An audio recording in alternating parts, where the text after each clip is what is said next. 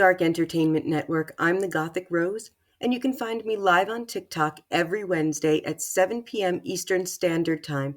Be sure to catch up and subscribe on Spotify, YouTube, and Welcome to the Den podcast blog on WordPress. If you have a terrifying tale you'd like to share, please email me at welcometothedenpodcast@gmail.com. But let's get to the celebrity in 3.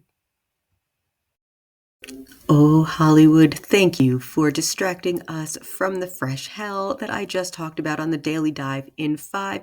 Let's pop over to Justin Baldoni. Blake Lively and Ryan Reynolds has officially entered the picture. Now, WME is firing back at the claim that they dropped Justin Baldoni because of Ryan Reynolds and Blake Lively. It's very interesting in this New York Post article.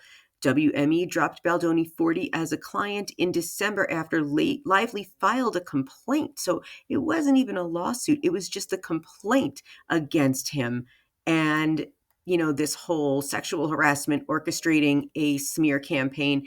But Baldoni has since filed a $250 million lawsuit against the New York Times for publishing the article with Lively's accusations and what he says is the cherry-picked conversations. He, on the other hand, and his lawyers and his team have released full text messages that don't look as good for Blake Lively as it should have. So now Ryan Reynolds pops in and tells TMZ exclusively he was angry but never screamed or berated Baldoni, and this is what a source said. So Baldoni made several accusations claiming that the Deadpool star was aggressive towards him at a meeting that took place in the couple's New York City home as celebrity pals came and went. Our source tells TMZ the meeting did go down last January. As It Ends With Us was to resume production after it was stalled by industry strikes, and everybody in attendance knew Baldoni's alleged behavior would be addressed, so there would be zero blindsiding. Well, maybe everyone else but Baldoni knew.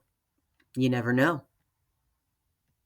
The source, which I can only conclude is one of either Blake or Ryan themselves, says that Ryan Reynolds was angry and stern, but he spoke in an impassioned way, but did not rise to the level of screaming or berating. But Baldoni says that this was traumatic and he had never been spoken like that by anyone in his life.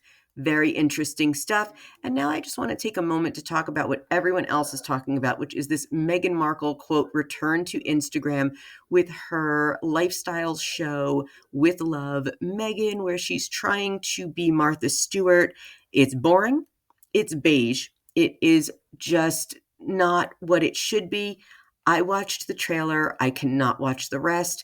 I watched part of the Polo series, also boring, literally like watching paint dry, like watching cheese get moldy, like watching a lot of silly things.